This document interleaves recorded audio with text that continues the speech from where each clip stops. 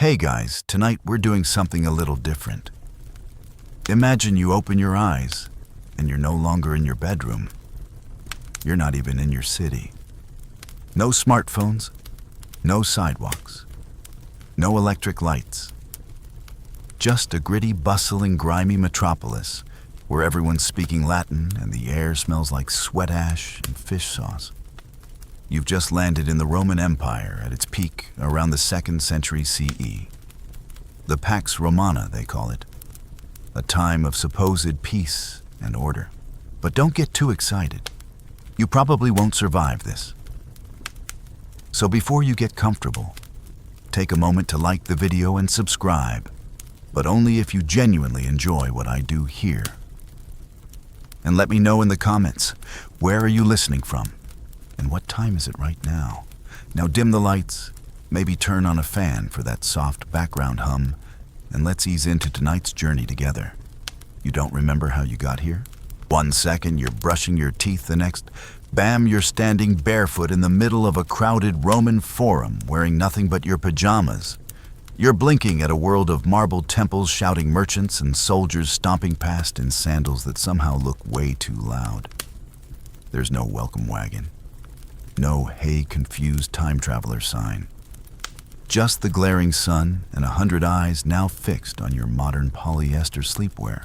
You quickly realize your biggest threat isn't an invading army or a wild animal. It's everything. The language, the smells, the rules, the everything. Let's start with that air. It hits your nostrils like a slap smoke from open fires, human waste from the nearby street drains, and a generous dose of fermented fish sauce garum dripping from nearby market stalls. Your stomach curls. You've barely been here 5 minutes, and already you're missing Febreze and hand sanitizer. And the noise? It's overwhelming. Children yelling coins, clinking sheep bleating, and some poor guy yelling about his missing sandal. No earbuds, no escape. You're already sweating, and it's not just the sun. It's the slow, dawning realization that you don't belong here. Not even close. A merchant tries to sell you a clay jug of something that looks like wine but smells like vinegar and feet. You politely decline in English. His brow furrows. He repeats himself, this time louder. When you still don't respond, he yells something that probably translates to, "What's wrong with you, toga boy?" and storms off muttering about foreigners. You're lucky he didn't throw the jug at you. Language, of course, is your first real barrier. Everyone speaking Latin, a few dropping into Greek for flair. You might recognize a word here and there, dominus, maybe aqua, but for the most part you're utterly lost. It's like being at a family reunion where everyone suddenly decided to speak Klingon.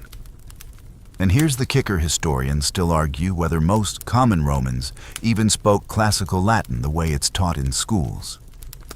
What you're hearing now is more like vulgar Latin, a messy, slang-riddled version no Latin textbook would ever bother with.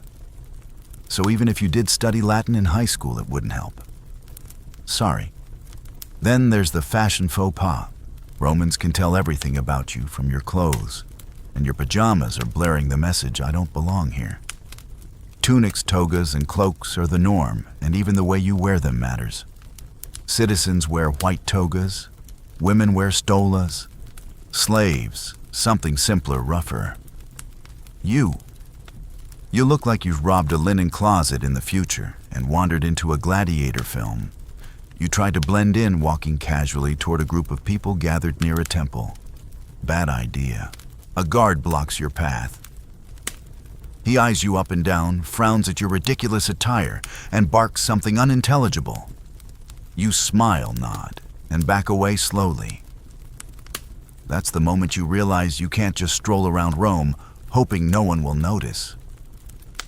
This is a society obsessed with order, identity, and status, and you, my friend, have none. There's no ID card, no passport, no "Hi, I'm from the 21st century" badge, which means that in the eyes of everyone here, you're either a runaway slave, a drifter, or worse, someone without a patron. And in Rome, not having a patron is like being a mobile phone with 1% battery. and no charger in sight. You're socially powerless. You stumble into a shaded alley trying to catch your breath. And that's when it hits you. You're not in Kansas anymore. You're in a place where lifespans average around 30 years, where people throw trash out their windows, and where your knowledge of TikTok trends is absolutely useless. You try to think logically. Maybe you can find a bathhouse cleanup, figure out a plan. But deep down, you know the truth. Your survival depends on more than just staying out of trouble. It depends on your ability to adapt to a world where everything is different, customs, hygiene, food, even the idea of personal space. And right now, you're already on the back foot. By the way, random fact, Roman concrete was so tough, it's still holding up 2 millennia later, something modern builders still can't fully replicate. Pretty impressive. But that won't help you when you're dodging suspicious stares and clutching your stomach from the smell of rotting fish sauce. So you keep walking. No map, no Google Translate, no clue. Just a sinking feeling that surviving even one day here is going to take more than clever thinking and historical trivia. You'll need luck charm and probably a miracle or two. Oh, and about that miracle? Yeah. Don't count on it. This is the Roman Empire. Miracles are expensive, and you haven't got a single denarius. Your stomach growls. Loudly. The kind of growl that says, "Hey, it's been hours since we had a granola bar and that expired airport coffee." Fix it. So like any modern human thrust into ancient chaos, your first instinct is to look for food. Big mistake. In the Roman Empire, eating is a gamble, and you just rolled snake eyes. Let's start with what's available. You wander past a taberna, which is kind of like a food stall meets a pub. A smoky scent drifts from within, something charred, meaty, vaguely promising. You edge closer, peeking past a curtain. Inside, a man is stabbing a stick into what you pray is chicken. He's yelling cheerfully, wiping his nose with the same hand he uses to grab the meat. Appetite gone. Still, you're starving. You hold up a couple of fingers, hoping the universal gesture for 2 please is accepted. The vendor grunts, slaps some mystery meat on rough bread, and shoves it toward you on a chipped ceramic plate. You hand him a coin you found earlier, probably from a temple offering bowl whoops, and he eyes it suspiciously. Too clean, too shiny. He snatches it anyway, muttering something about Jupiter's toenails. You take a bite. Instant regret. The meat is salty, stringy, and soaked in a sauce that tastes like warm seawater mixed with fish that lost the will to live. That, my friend, is garum, Rome's favorite condiment, made from fermented fish guts, left out in the sun for weeks. It's so beloved that entire factories were built just to make the stuff. Imagine if ketchup was made in open vats filled with sardines and sadness. Bon appetit. Now that bread. It's dense, chewy, and filled with grit. Not flour grit, actual grit. See, Roman millstones were made of volcanic rock, and when they ground their grain, little stone bits got mixed in. Every bite is basically an edible dental disaster. Hope you weren't too attached to your enamel. You sit on a nearby step, chewing slowly, hoping the protein outweighs the trauma. It doesn't. And the wine. Oh boy. Roman wine wasn't just wine. It was wine with whatever they felt like adding: chalk, resin, even seawater. They diluted it too because drinking it straight was considered barbaric. So now you're sipping on what tastes like expired vinegar filtered through an old sponge. Cheers. And while you're choking it down, here's a fun tidbit: ancient Romans didn't have tomatoes, or pasta, or corn, or chocolate. Most of what you associate with Italian food didn't exist yet. No spaghetti, no pizza, no espresso to wash away the pain. Just barley mush, fish paste, and the occasional fig if you're lucky. Historians still argue whether the poor truly lived on bread and circuses, or if they got more creative with foraged greens and alleyway pigeons. But from the looks of things, your culinary experience is heading straight downhill. Fast. You wander farther, eyeing the locals. One man is cracking open sea urchins with a dull knife. Another is chewing what looks like boiled cow stomach. A woman hawks a tray of stuffed dormice, yes, mice fat, and roasted seasoned with honey and poppy seeds. Supposedly a delicacy. But you pass. You're not that hungry. Yet. Your modern stomach isn't built for this. There's no refrigeration, no food safety laws, no expiration dates. Just trust instinct and the occasional dead rat in the storeroom. Diarrhea, very common. Food poisoning, practically a rite of passage. Ancient sources mention whole banquets gone wrong. Imagine a wedding feast where the stew was a few days too old, and everyone ended the night praying to the porcelain god, if only porcelain existed. And get this, some Romans believed that cabbage could cure everything. Headache cabbage. Snakebite cabbage. Terrible garum experience, definitely cabbage. A famous senator once claimed eating raw cabbage before a meal would prevent hangovers. You silently curse the fact that no one handed you cabbage before that wine pickle you just drank. There's also the strange concept of vomitoriums. People think they were rooms for puking between courses, but that's a myth. Vomitorium actually refers to the exits in amphitheaters because people spilled out. Still, the rich sometimes did purge themselves mid-feast just to make more room. Ah, gluttony, the Olympic sport of elites. You're tempted to try something safer. Maybe Fruit A stall down the road offers dried figs and dates. Finally, something sweet. You buy a handful cautiously nibbling. They're sun-warmed and chewy. Not bad. Then you see a worm wriggling out of one. You spit it out so fast you scare a passing donkey. You sigh, stomach rumbling again. At this point, a greasy burger from a questionable gas station would feel like gourmet cuisine. But here you're at the mercy of what's local, seasonal, and slightly alive. And even if you could stomach the food, you'd still have to cook. The poor had no kitchens. Most lived in cramped insulated apartment buildings where open flames were banned because well fire plus wood equals disaster. So, unless you have friends' money or the courage to try street food roulette again, you're stuck. One more thing, table manners, or the lack thereof. Romans didn't use forks, spoons sometimes, fingers often, napkins meh. Diners wipe their hands on bread or tossed bones to the floor. So when you sit at a communal bench, you're elbow to elbow with people double-dipping olives and licking their fingers clean with gusto. It's a germaphobe's worst nightmare. You retreat into an alley trying to process everything.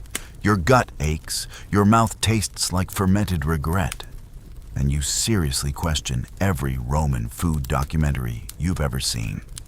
Where was this part in the museum tour? Another stomach growl. Round 2 begins. You've eaten well, you've consumed something resembling food, and now you need to clean up.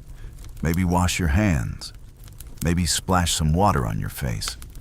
Maybe disinfect your soul after that sea urchin wine garum catastrophe. So you do what any Roman citizen would do, you head to the baths. The Thermae. You find one tucked behind a busy street marked by a simple inscription. A wave of warm sulfuric steam curls out as someone exits. People are coming and going, mostly men in tunics, carrying little bundles of linen and bronze strigils, curved tools they use to scrape themselves clean. It looks kind of fancy. Inviting. Even civilized. Spoiler, it's not. You step inside greeted by a wall of heat and 1,000 smells. Sweat oil, mildew, and that mysterious sour tang you still haven't learned to identify. The air is thick, almost sticky, as if the steam has soaked up centuries of grime and decided to cling to your skin like guilt. Someone waves at you to undress. Not a suggestion. You're standing there like a confused tourist at a nudist resort. Everyone else is already stripped down, carrying themselves like this is completely normal. Which to them it is. To you, it's a psychological boot camp.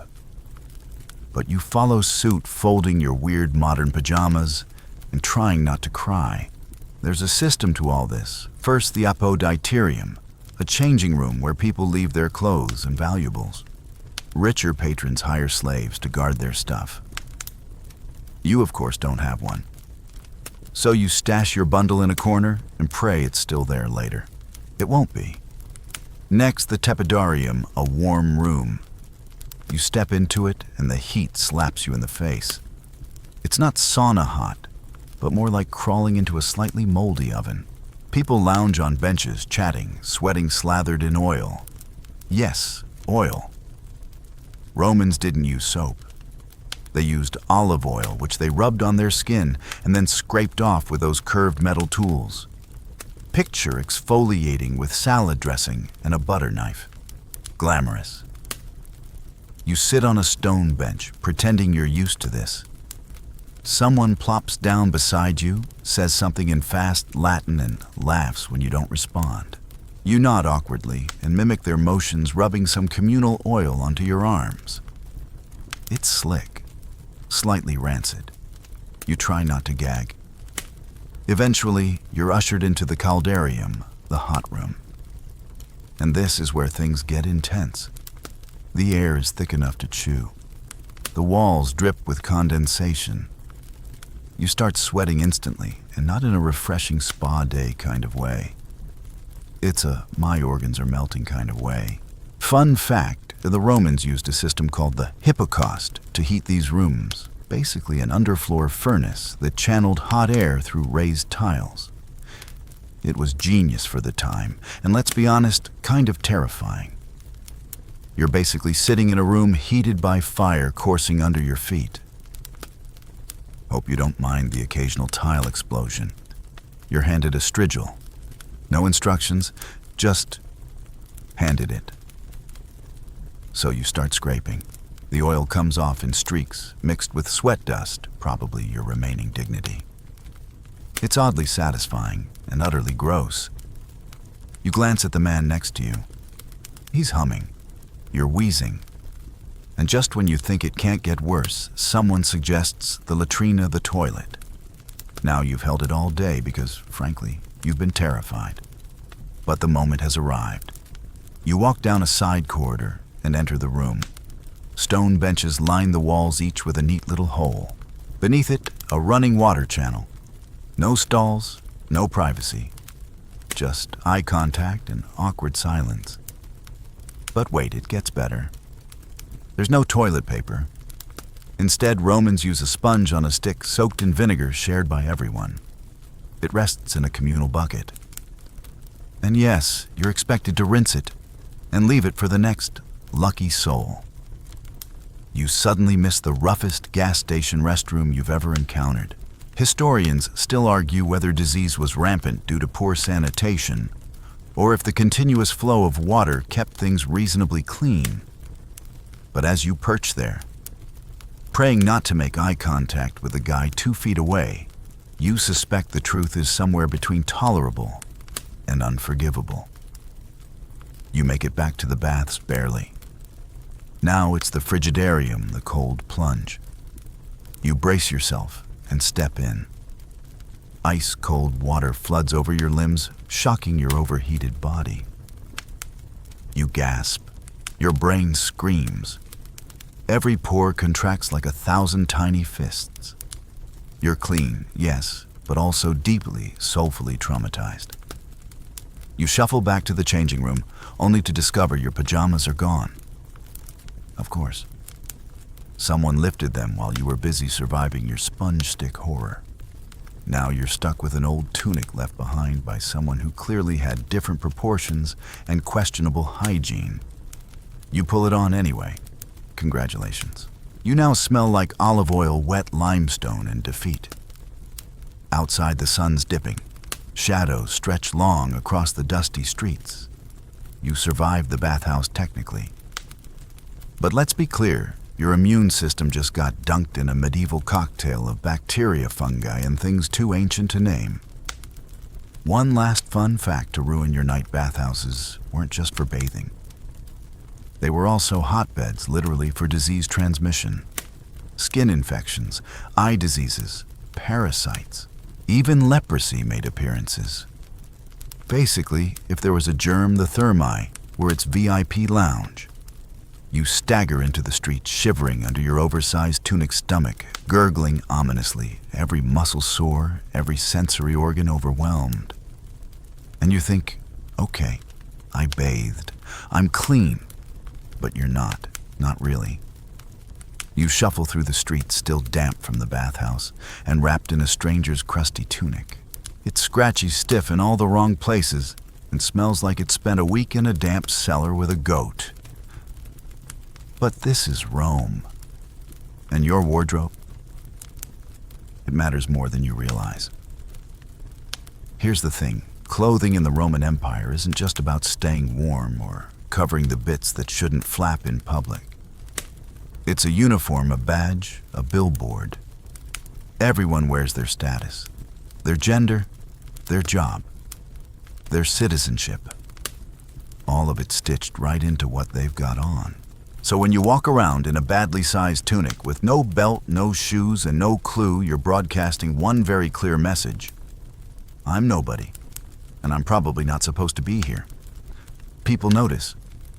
Your first fashion faux pas is the lack of footwear.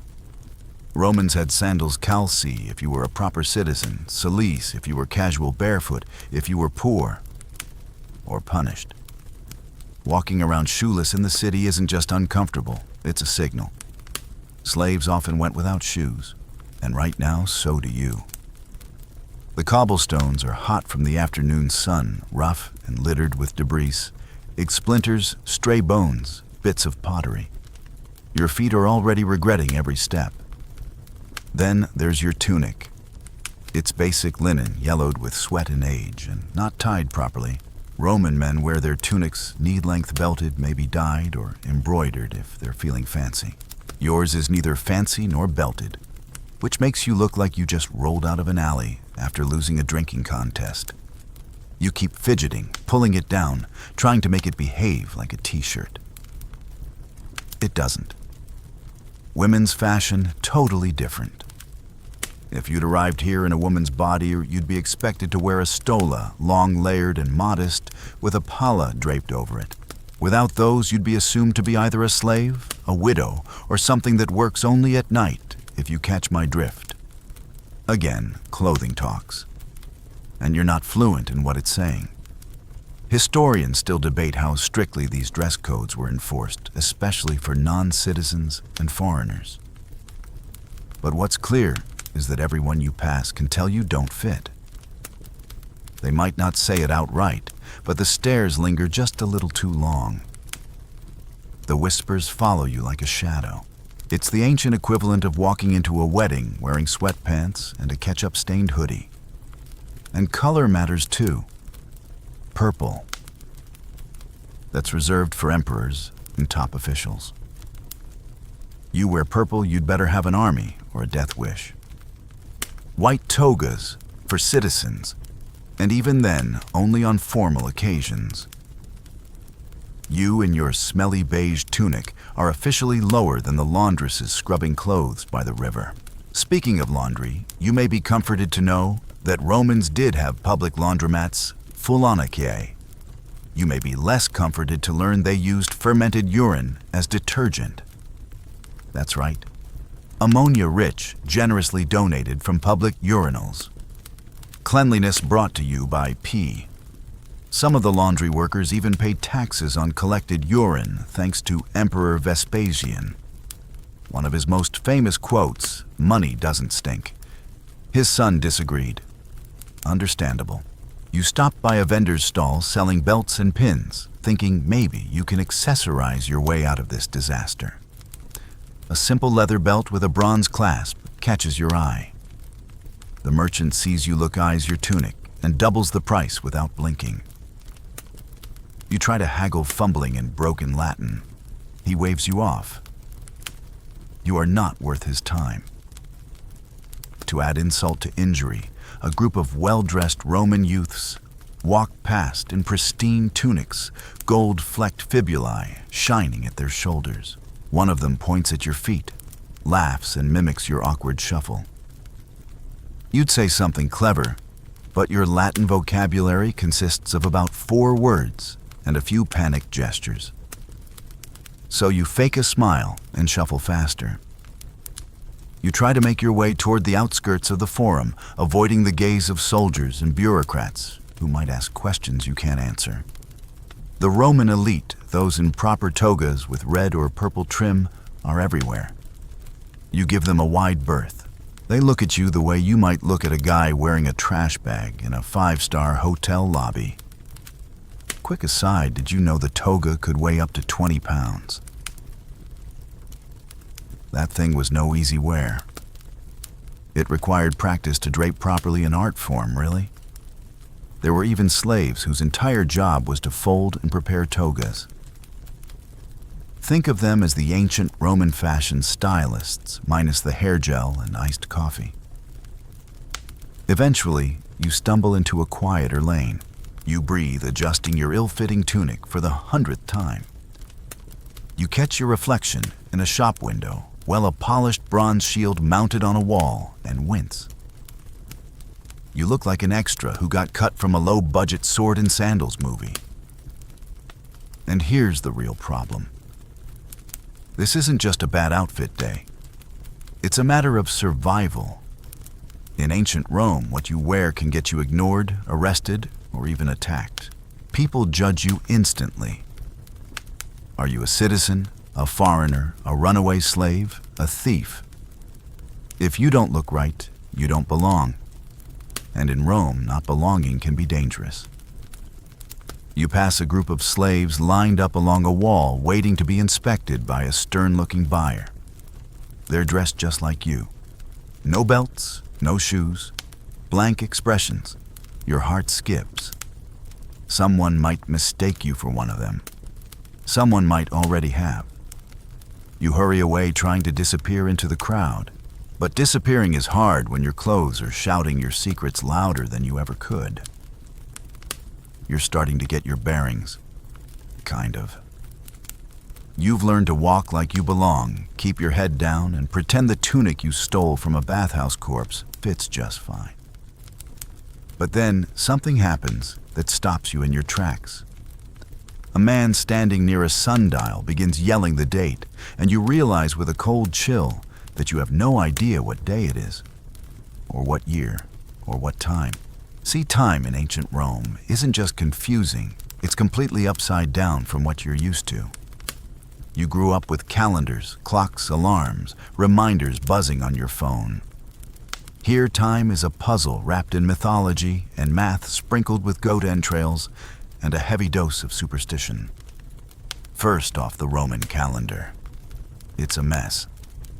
You're somewhere around the year 872 ab urbe condita, which means from the founding of the city. Not 2025, not even close. The Romans dated things from the legendary founding of Rome in 753 BCE. So you do the math, kind of, and realize you're stuck in what we now call the 2nd century CE. But they don't call it that. Not yet. Christianity hasn't taken over the calendar game. What about the months some sound familiar? March, April, June. But others don't make sense. July is Julius, named after Julius Caesar, and August is Augustus, renamed to honor the emperors. September through December still means 7 through 10, even though they're the 9th to 12th months. Why? Because 2 new months were added earlier. The result, a year where the numbers lie to your face, and the days, oh boy. Forget Monday through Sunday. Romans follow an 8-day cycle. Yep, 8. It's called the nundinal cycle, with market days falling on every 8th day, marked A through H. So when someone says, "See you on day C," you nod politely and panic inside. You glance up at the sundial nearby. It's not much help. Shadows fall unevenly across its face, and cloud cover renders it useless half the time. Romans measured time in horai hours that weren't consistent lengths. Daytime was divided into 12 hours from sunrise to sunset, and nighttime into another 12, which means hours could be shorter or longer depending on the season. So in winter, an hour might be 45 minutes. In summer, it might stretch to 75. Forget setting a timer for that midday nap. You'll never know when to wake up. Historians still argue whether the average Roman actually kept close track of time or just kind of guessed based on sun position and stomach growls. But the elite, they were obsessed. Wealthy households had elaborate water clocks, clepsydre, that trickled time out with delicate precision. You unfortunately don't have one of those. You've got a headache and sunstroke. And birthdays, good luck. Romans didn't celebrate birthdays the way we do. Men might mark the date, but women's birthdays were rarely remembered outside the aristocracy. Instead, most people measured time by festivals. Saturnalia, Lupercalia, the Calends, the Ides. You vaguely remember Beware the Ides of March from Shakespeare.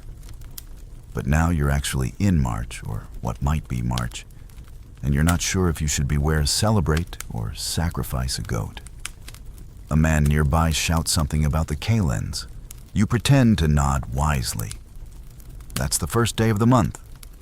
Then someone says it's 5 days before the Ides, and your brain melts. Because that's how they counted days backwards from key dates. They didn't say March 11th. They said 5 days before the Ides of March, including the Ides itself in the count. That's right, inclusive counting. Every date is a math quiz. You sit on a step trying to process all this when a child runs up holding a wax tablet. He's practicing writing Roman numerals. You glance down, MMCDLX8. You stare. Your brain halts. Roman numerals make every simple number look like a cryptic puzzle from a Dan Brown novel. You try to decode it, 2,450-28. Your eyes cross before you finish. Then you think about how you'd tell someone your birthday. Let's say you were born in 1995. How would you even explain that here, the 2765th year since the founding of Rome blank stares, 2,000 years after Jesus? That'll get you arrested or worse. Christianity's not exactly embraced by all right now. The truth hits you hard. You're a person completely disconnected from time. You have no watch, no phone, no schedule, no dates that make sense. Even the concept of when you are feels like sand slipping through your fingers. And don't even try to talk about time zones. You mention Pacific Standard Time to someone at the fountain. He frowns. You say it's like the sun's position in California. He squints. Cal what right? That place doesn't exist yet. You keep walking eyes scanning for any clue about the day. A temple priest shouts something about an offering for Mars. Is it a feast day? Is that a war omen? A good luck ritual. You try to follow the crowd's mood, but their faces give nothing away. You feel unmoored, floating through a timeline that's not yours, marked by events you don't understand, and anchored to stars you can't name. Time in the Roman Empire isn't measured with numbers. It's told in seasons, festivals, public announcements, and the changing height of shadows. It's observed through ritual, not alarms. Remembered through the names of emperors, not the birthdays of children. Your body still feels like it's on a digital schedule. Lunchtime, nap time, evening wind down, but Rome doesn't care. The day stretches ahead formless and strange. Hours bleed into one another, and your internal clock, the one built from years of light bulbs and TV commercials, is now as useless as your high school Latin. You lean against a sun-warmed pillar, close your eyes, and exhale. Somewhere, a bell rings. Somewhere else, a dog barks. The sky is pink with late afternoon haze, and for the first time, you realize the day could be ending or just beginning. You're still adjusting to Roman time. Slow, fluid, sun-based, and generally confusing when you make another mistake. A small one, really. You walk too confidently into a shaded plaza, nod at a statue, and step on what looks like someone's ceremonial chalk drawing, just a few lines in the dust. But to the man watching, you've just stomped on sacred ground. He yells. You freeze. Everyone turns. And just like that, you've broken a law. You don't even know which one. But it doesn't matter. In ancient Rome, ignorance isn't innocence. It's just an easier target. The Romans love laws. Not just the big ones like don't kill or don't steal. They've got thousands of the tiny, everyday kind rules about who can wear what, where you can walk, how close you can get to a priest during a ritual, or what type of bread you can sell on which day. Many of them aren't even written down in a place you'd find. They're enforced by custom hierarchy superstition and the unpredictable moods of local officials. You start backing away from the angry man, trying not to trip. He's still shouting. You catch a word, sacrilegus. That can't be good. Someone else joins in, then another. Before long, a nearby guard appears, leather armor, bronze helmet, and a very bored expression. You try to explain holding up your hands and gesturing to the ground, like I didn't mean it. But of course you're speaking English. To him it sounds like a dying seagull. He squints at you, asks a question in Latin. You don't answer. He repeats it slower, louder. Still nothing. That's when his eyes narrow, and you see it the moment he decides you're not just rude, but suspicious. Maybe even dangerous. You're not dressed right. You're not speaking right. You're not behaving right. He grabs your arm, and here's where things get serious. Because in Rome, law enforcement is not about protecting your rights. It's about protecting order, and the empire defines order very narrowly. You're marched to a magistrate's bench, a wooden table under a stone arch, where a sour-looking man with a scroll listens to your charges. He doesn't even look at you while the story's told. He just scratches his neck with a stylus and makes a face like he smells spoiled milk. Now in modern court, you'd expect a lawyer, some paperwork, maybe a phone call. Here, there's none of that. Trials are quick, local, and based largely on status, and you have none. No Roman name, no family, no citizen's ring. You're a ghost with a face. The man finally looks up, asks your name. You try to say it. He repeats it, but twisted like he's chewing on it. Then he nods to the guard. A fine A beating, you don't know yet. And here's the brutal truth. Romans didn't believe everyone deserved the same justice. Citizens got trials. Foreigners got questioned. Slaves got punished. Historians still debate whether low-level crimes were handled with fairness or cruelty, but most agree if you looked foreign, powerless, or confusing, your odds were low. Especially during festivals or after bad omens times when people looked for scapegoats to reset the balance. The guard tightens his grip, and you blurt out the only Latin word you know, amicus, friend. He stares, snorts, then laughs. You think it's working until he points to a wooden post nearby and says something about the gods. You're being fined or maybe cursed. Hard to tell. Eventually, a coin is taken from you again, probably the same one you also stole earlier. The guard pockets it. You're released. For now. But the message is clear. Don't speak. Don't stand out. Don't step on anything sacred. You walk away rattled. And careful now. Every corner could hide a rule you don't know exists. A procession passes by white-robed priests swinging incense and muttering to Mars. You freeze, wondering if it's illegal to look them in the eye. Probably. You look at your feet instead. Later, you wander into a quiet district, thinking maybe you found a safe zone. You touch a wall to steady yourself. Wrong move.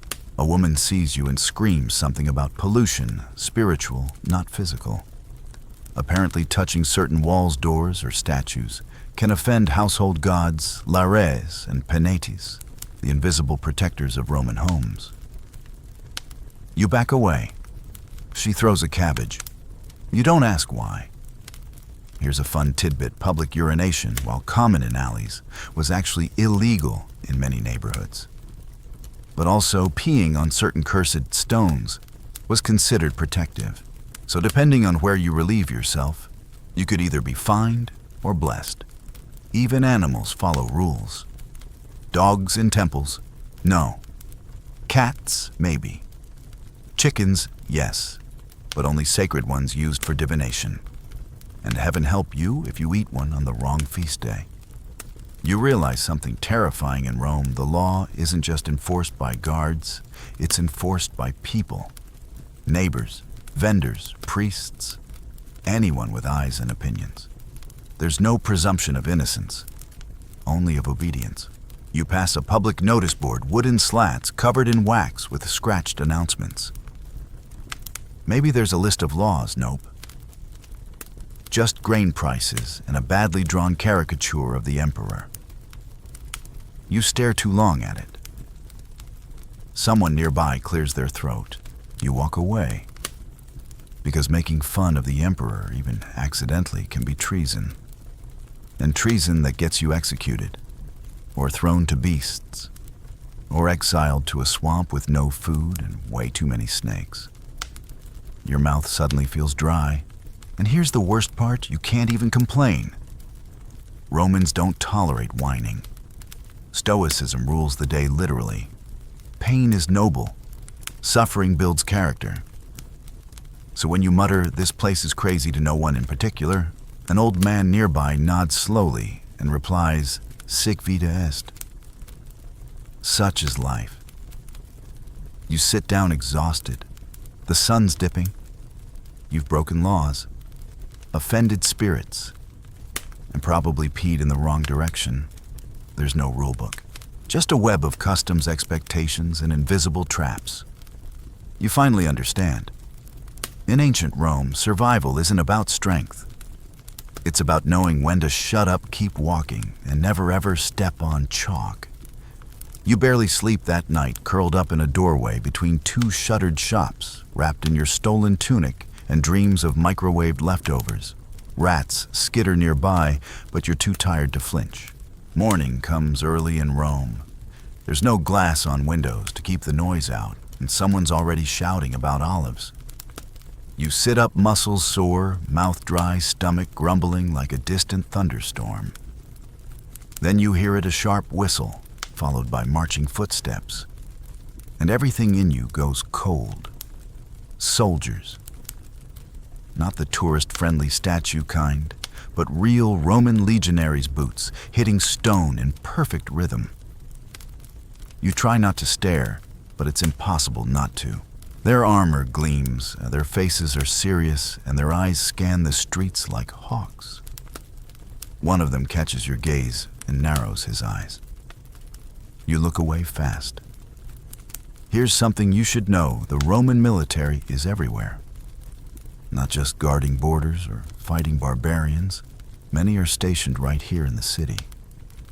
Keeping order, catching runaways, recruiting, sometimes forcibly. You stand up too fast and stumble. A man nearby steadies you, frowns at your appearance, and mumbles something under his breath. Suspectus. Suspicious. The soldiers pass, but you get the message. You're a walking target. And it gets worse. Because unless you have papers, a patron, or a very convincing lie, Rome doesn't have many categories for confused time traveler in second-hand bathhouse clothes. You're just another able-bodied stranger with no clear purpose. which means if someone reports you or if a soldier just decides you're idle enough, two options become very real: conscription or slavery. Let's start with the first one. You conscripted, dragged into a legion, handed a dull gladius, and told to stab whatever they point at. Sounds thrilling, right? Except training is brutal. The army doesn't hand out uniforms gently. You'd be shaved, branded, and taught to march in silence for miles on end with 70 pounds strapped to your back. You eat hard bread, sleep in ditches, and answer to men who care more about discipline than your personal narrative arc. And forget casual Fridays. Roman discipline includes floggings. Miss a drill, get whipped. Disobey, possibly executed. And if your unit deserts, decimation. That's where 1 out of every 10 men gets beaten to death by the other 9. Nothing says motivation like watching your bunkmate beg for mercy with a broken jaw. Historians still argue how often these extreme punishments were enforced, but the fear, oh, that was real. The Roman military functioned like a fear-powered machine, cold, efficient, and absolutely not optional. And don't count on glorious battlefield moments. You're not Maximus. You're food for arrows. You don't know the terrain, the strategy, or the language. You die tripping over your own sandals before the first horn blast. Now let's talk about the second option, slavery. It hits you like a punch to the chest.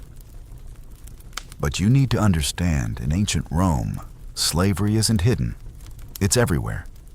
Common. Normal. You've seen them already, those men with blank eyes and silent mouths standing behind merchants, cleaning bathhouse floors, walking 5 paces behind their owners. That could be you. And it doesn't take much. A wrong answer, a forged accusation, or just being in the wrong place when someone needs cheap labor. Slaves come from conquered lands, from criminal sentences, from birth. You've got no papers, no family, no protection. You're basically unclaimed property. One wrong nod, one suspicious glance, and suddenly someone's asking, to whom do you belong? And if the answer is no one, someone might decide to fix that. You remember the slave market you passed earlier, wooden platforms, chains, auctioneers barking prices. Some were young, some old. Most had that same look, half blank, half braced, like they'd stopped dreaming about escape and were just trying not to collapse. You tell yourself it won't happen to you, but deep down, you know the truth. Rome runs on labor. Endless unpaid labor. Someone needs to turn the mills clean, the roads, sharpen the knives. And you look sturdy enough. Mostly. There's also the terrifying nuance that not all slaves end up in fields or kitchens. Some end up in worse places. Gladiator schools, brothels, mines. And once you're down that road, there's no way back. A freedman is rare, a lucky story. Most don't get endings, they just get exhausted. You try to keep your head down. Avoid soldiers. Don't linger. Don't speak unless spoken to. Don't make eye contact with anyone who's counting bodies or measuring shoulders. You walk like you have a destination, even when you don't. Funny side note, Romans used to tattoo slaves' foreheads with their owner's name. That way, if they ran away, people could return them like stolen merchandise. Sometimes they'd even write, "Stop me, I'm a runaway," right into the ink. You can't help but touch your own forehead, checking for space, already imagining the sting of hot needles. You pass a young boy in chains, tugged by a merchant. He looks at you. Just a glance. But in it, you see the future you're desperately avoiding. You look away. Now and then, you consider asking someone for help, but who most Romans wouldn't lift a finger unless there's something in it for them. And if you pick the wrong person, you're inviting disaster. The wrong question, the wrong dialect, the wrong posture, and boom, you're kneeling on a platform while people bid on your arms. So you keep moving. quietly, carefully. Every person you pass is either someone who might help you or someone who might sell you. And you have no way of knowing which. Your body aches. Your stomach is empty again. You're sunburned, dehydrated, and on the brink of panic. But what keeps you going is the same primal whisper in every animal's mind: stay free. For now. You've managed to avoid being conscripted or chained so far, but that's not the same as being safe. In Rome, safety is a luxury, and it's one you don't have. The truth starts creeping in as you try to find a place to rest. A quiet alley, a shaded stoop. But the problem isn't just discomfort. It's who you are, or rather, who you're not. You're not Roman. That by itself is enough to strip you of almost every right. In the Roman world, citizenship is everything. It's not just a legal title, it's a golden shield, a permission slip, and a key to survival. Citizens have rights. They can appeal in court. They're protected from certain punishments. They can own property, sign contracts, even vote, assuming they're male, and own land. You, on the other hand, have none of those things. And that's just the beginning. If you happen to be a woman here, your freedoms are even more limited. You can't vote. You can't hold public office. Your identity is legally tied to your father or husband. If you're unmarried and alone, that's suspicious. If you're traveling without a male relative, that's dangerous. Independence in this society looks a lot like deviance. Then there's class. You might think you're middle class back home. You had a gym membership, a decent phone, maybe even an air fryer. Here, none of that matters. Romans recognized three real categories: elites, plebeians, and slaves. You don't belong to any of them. You're what they'd call a peregrinus, a foreigner with no status. Or worse, a personae non grata, someone outside the system entirely. You walk through a market and spot a group of Roman citizens lounging in togas. They're sipping watered wine, talking politics, throwing dice. You envy their ease, their belonging. If they're accused of something, they can call on their patronus, a protector, someone with power. You have no patron, no alliances, no defense. A dispute breaks out. A woman's goat has wandered into a vegetable stall munching on cabbages. The vendor yells. The woman protests. A small crowd gathers. Then a magistrate appears, robed stern, holding a bundle of rods called fasces. It's not just symbolic. Those rods can be used as punishment, as law, as a reminder. He listens, speaks calmly. The goat is taken. The woman fined. She cries. No one comforts her. Justice here isn't blind, it's tiered, weighted, and deeply personal. And you realize something chilling. If that had been you, there wouldn't even be a hearing, just a lash. Maybe worse. Historians still argue whether the average Roman understood the full implications of their legal system, but everyone understood one thing: citizenship could save your life. And without it, you're disposable. Even walking on the wrong road can mark you. In Rome, there are roads for carts, roads for foot traffic, and roads that pass by temples or aristocratic homes, where loitering can be seen as disrespect. And being disrespectful, especially if you're not Roman, can get you beaten or arrested. No trial, no translator, just a fist and a boot. At one point, you try to sit at the edge of a public fountain. You're tired. Your legs ache. But within seconds, a man in fine robes glares at you and gestures sharply for you to leave. You mumble an apology and shuffle off. That space reserved for citizens. For the clean. For the welcome. Not for you. Even where you sleep is determined by your place in the hierarchy. The rich live in domus, spacious private homes with atriums and courtyards. The middle class, if you can call them that, Rent space in insulae multi-story apartment blocks made of wood and mud brick. The poor, they sleep wherever they can. Rooftops, corners, public steps. That's your new home. But be careful. The vigil's roam's night watch might see you and assume you're a criminal. Then it's a beating or worse exile from the city itself. And exile here isn't just go away. It's forced abandonment. You're dumped outside the city walls into the wilderness or the slums where disease gangs and hunger patrol the streets. You pass a shrine lit by candles. A few people are kneeling, praying, offering coins and food. You think maybe you could do the same. Pretend. Try to blend in. But then you remember there are rules for worship too. Specific gods, specific days, specific rituals. If you botch a prayer or stand on the wrong side of the altar, you might be accused of sacrilege. Again. And this time, they won't settle for a fine. You wander toward the Tiber River, hoping to find a quiet place to think. You sit under a tree. A fisherman glances your way. Then he packs up and leaves. Just your presence makes people uneasy. They don't know where you're from, and worse, they can't place you in their social grid. That makes you unpredictable.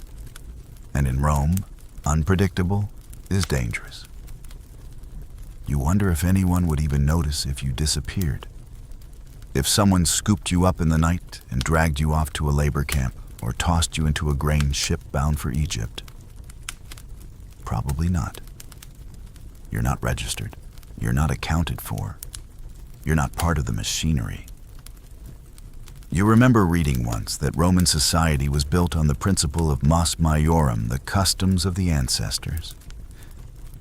Everything's about tradition, structure, obedience. It's a beautiful system if you're born into it. But if you're dropped into it from the 21st century, it's a cage. A maze? A trap that rewrites your worth based on rules you never agreed to. And as the sun starts to sink behind the crumbling stone skyline, casting long shadows across the uneven streets, you finally admit it. You're not just a foreigner here. You're invisible. Your throat is dry, your eyes are stinging, and your body's covered in a film of dust, sweat, and the residue of a truly regrettable ancient bath. You need help. But more urgently, you need medical attention. A scratch on your leg from a loose tile is starting to look angry. Red, swollen, possibly infected. In the modern world, you'd head to a pharmacy. Grab some antibiotic cream, maybe get a tetanus shot. Here, good luck. You limp toward a stall with a red symbol painted above it, 2 snakes wrapped around a staff. Familiar, comforting. The mark of Asclepius, god of healing. Finally, some relief. You step inside and instantly regret it. The air reeks of herbs mildew and something metallic. Coppery. The room is dim. A man in a worn tunic looks up from a wooden bench where he's pounding what looks like a lizard into a powder with a pestle. He squints at you, then waves you forward. You sit. He examines your leg, mutters something in Latin, and then turns to a shelf crowded with jars, some clay, some glass. Each is stuffed with roots, ashes, strange pastes, or floating animal parts. You brace yourself. He selects a thick brown goop, smears it directly onto the wound, then begins wrapping your leg in a cloth that smells like vinegar and wet rope. You're not sure whether to thank him or run. He offers you a cup of something to drink. It's thick, bitter. You drink anyway, then immediately gag. It tastes like moldy basil mixed with river water and maybe a hint of tree bark. Here's what you need to know about Roman medicine. It's a mix of philosophy, astrology, folk tradition, and wild guesses. Some of it's shockingly advanced. They had surgical tools, scalpels, forceps, even bone saws. But they also believed in balancing your 4 humors: blood phlegm, black bile, and yellow bile. If one got out of whack, the solution was often bleeding. That's right. Bloodletting. You don't feel well. Obviously, you have too much blood. Let's drain it until you're pale enough to pass out. You clutch your leg protectively as the healer picks up a blade. You shake your head slowly. He shrugs, disappointed. Historians still debate how effective Roman medicine truly was. Some argue it saved lives through practical hygiene and herbal treatments. Others claim it mostly relied on hope ritual and dumb luck. But what's clear is this: if you came down with anything more serious than a paper cut, your odds weren't great. Cough, drink boiled cabbage water. Fever, wrap yourself in wet sheets and pray to Apollo.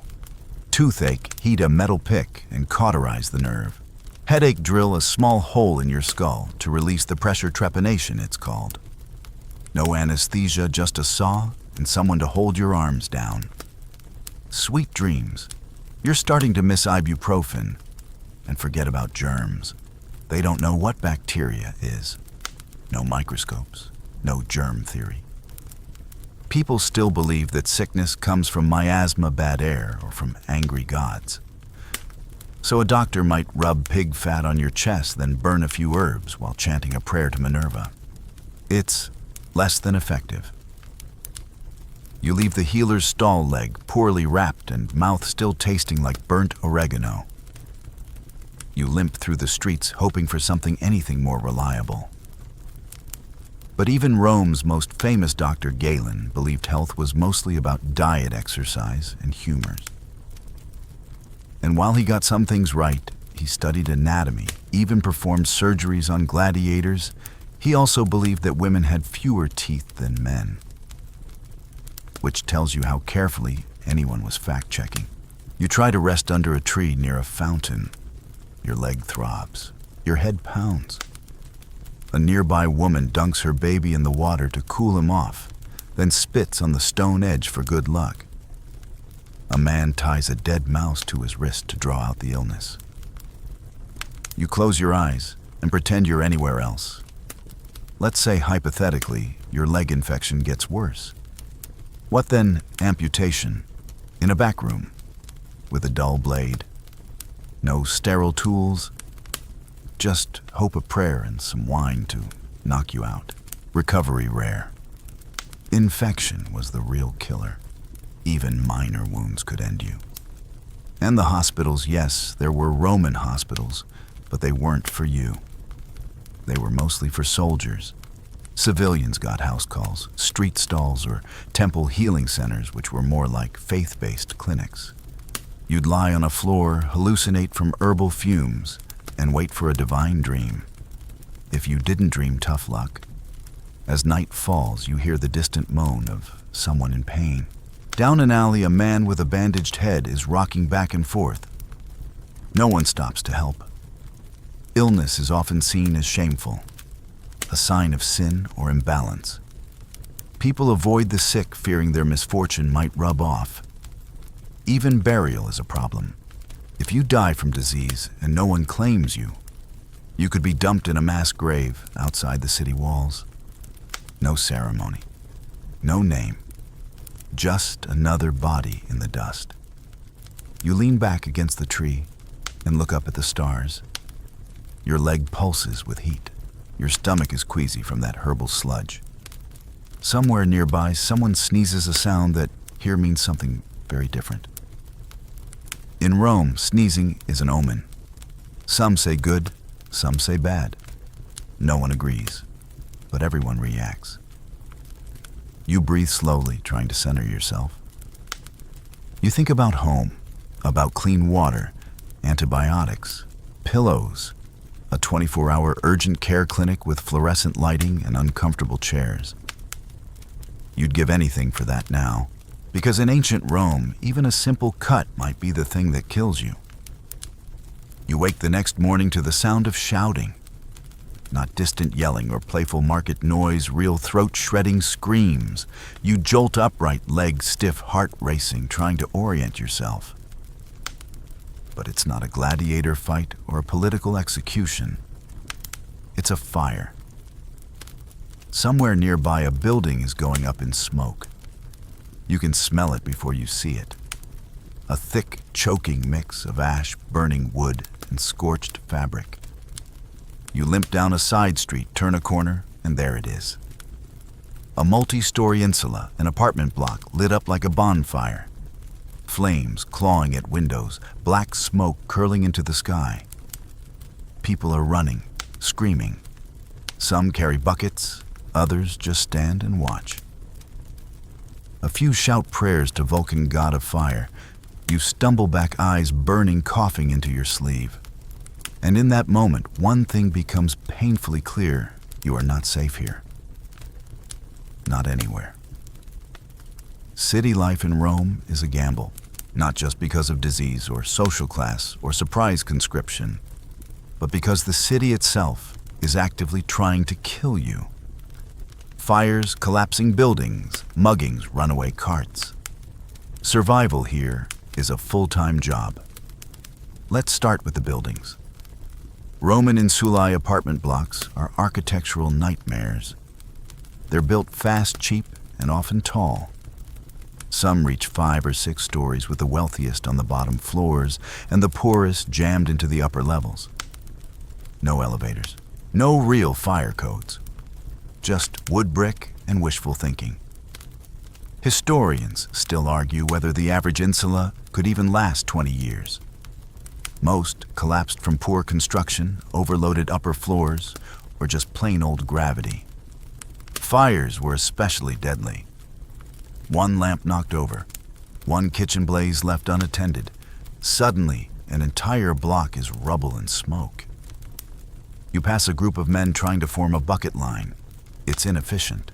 They're using clay jugs, tripping over one another, yelling instructions that no one follows. Rome has fire brigades vigils, but they're more like a security force with occasional water access. Sometimes they'll show up, sometimes they won't. And sometimes, if you haven't paid your dues, they'll just watch it burn. And let's not forget crime. You might think an empire this organized would have it under control. Nope. Once the sun sets, the alleys become hunting grounds. Pickpockets, muggers, gangs of bored youths, even crooked officials. You already look like a lost stray, someone no one would miss. And they can tell. You clutch your tunic tighter and avoid eye contact. You try to keep to main roads, but even that's a risk. Roman streets are chaos. They're narrow, uneven, and packed with vendors, animals, carts, and pedestrians who don't believe in personal space. You dodge a donkey cart slip on a rotten fig and nearly get trampled by a child chasing a chicken. It's not funny. Okay, maybe a little. Then there's the sewage. Rome has sewers, most famously the Cloaca Maxima, which still flows beneath the city. Impressive, yes. Sanitary, not exactly. Overflow is common, and most residents just toss waste directly into the street. Buckets of urine, fish guts, bathwater, you name it. You learn very quickly not to walk too close to the walls or under windows. You also learn to listen. For bells for shouting, for the sudden rush of people clearing the way, because that usually means something's coming.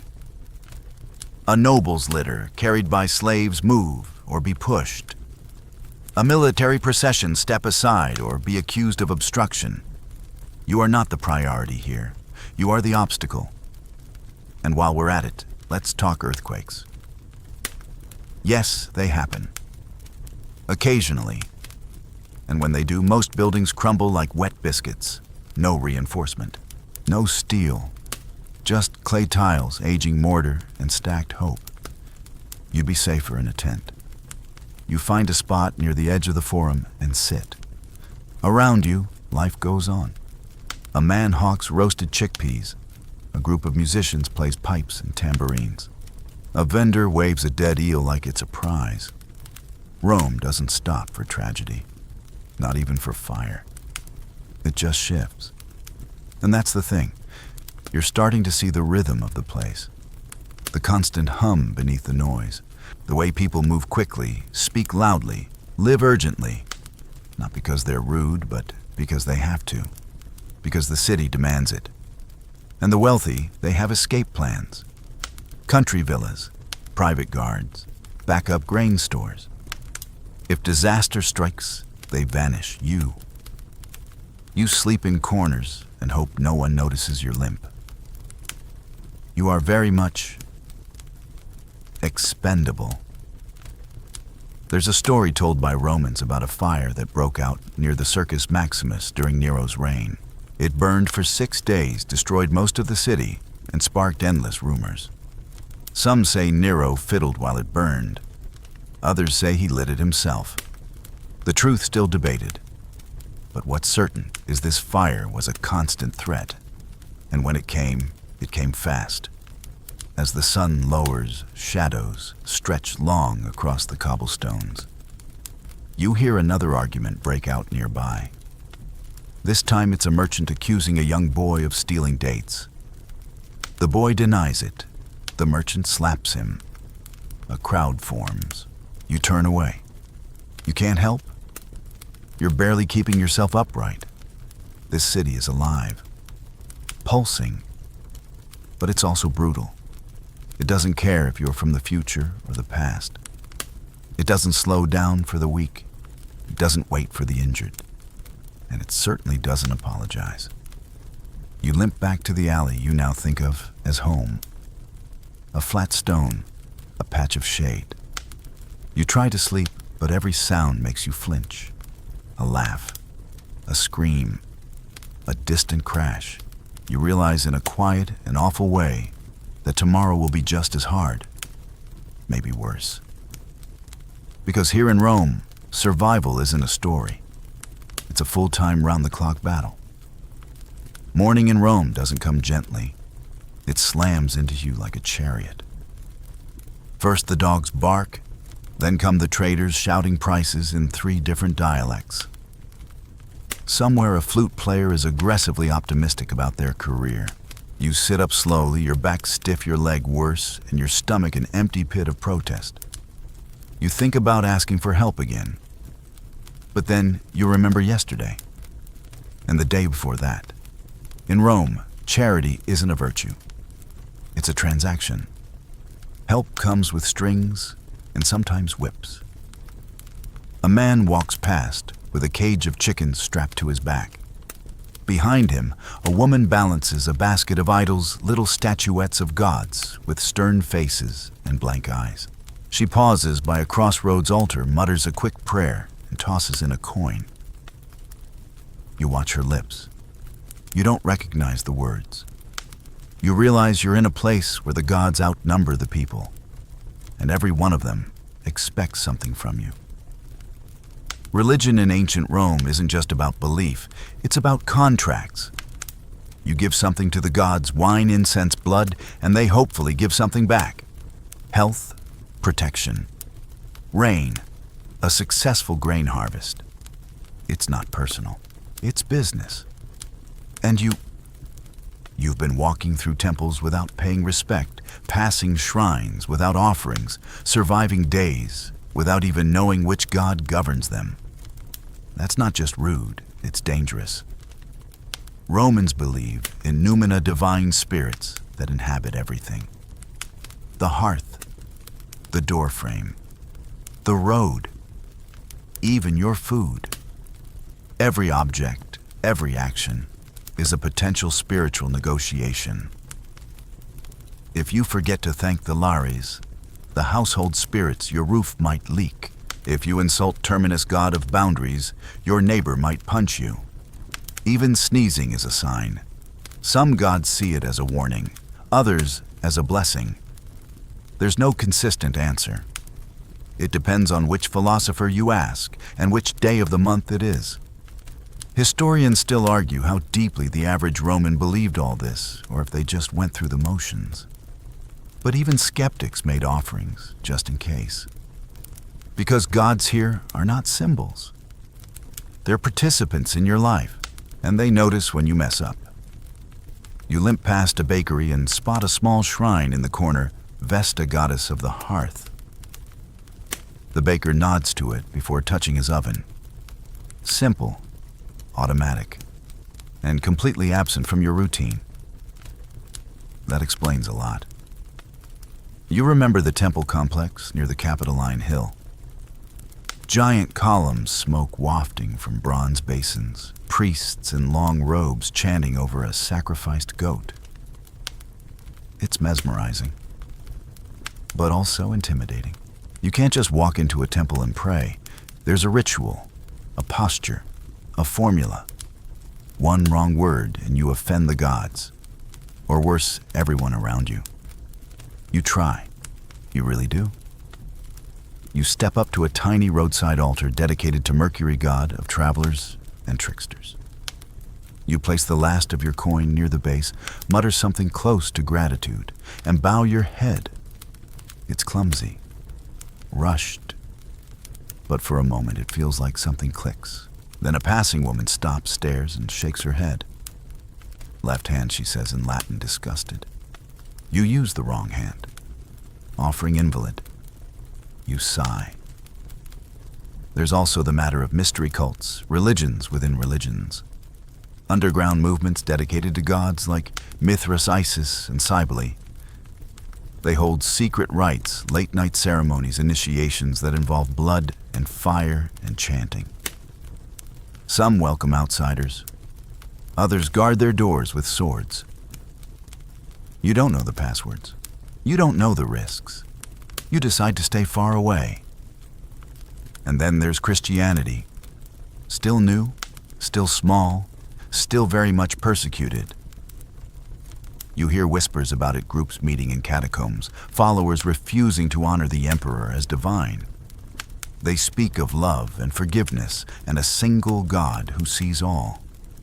It's intriguing. It also might get you arrested or burned. Rome doesn't like dissent. The Pantheon is a crowded club, and the bouncers are strict. Say the wrong thing about Jupiter, or skip a state ritual, and you might be accused of impietas, impiety. That's not just a sin, it's a crime. Emperors are gods too, or at least divinely favored. To question their authority is to invite lightning, or lions. You walk past a wall plastered with faded graffiti. Some of it is prayers. Some of it is insults. One phrase stands out, carved deeply into the plaster, Deus nobiscum, God with us. It's simple, defiant. Probably Christian, probably dangerous. You think about home, about the simple act of whispering a prayer before bed or not praying at all. Here, nothing is simple. Faith is woven into the stone beneath your feet. It's baked into bread sung in funerals, spilled in blood at the circus. You can't escape it. You pass a man dressed in black, forehead marked with ashes. He's a harispex, a priest who reads omens from animal entrails. He spreads a lamb's liver across a stone table, peers into it like it's a map. People watch, nodding, accepting.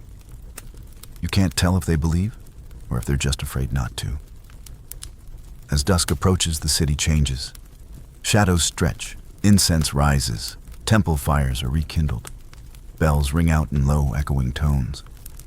And for a moment the noise fades. People pause. A prayer is whispered. A child is lifted to touch a statue's feet. You see it now, not fear, but rhythm. Faith here isn't just belief, it's choreography. And you've been offbeat from the first step.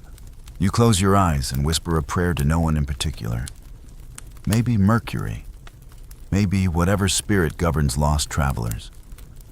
You don't know the right words or the right posture, but your voice is steady, and for once no one corrects you.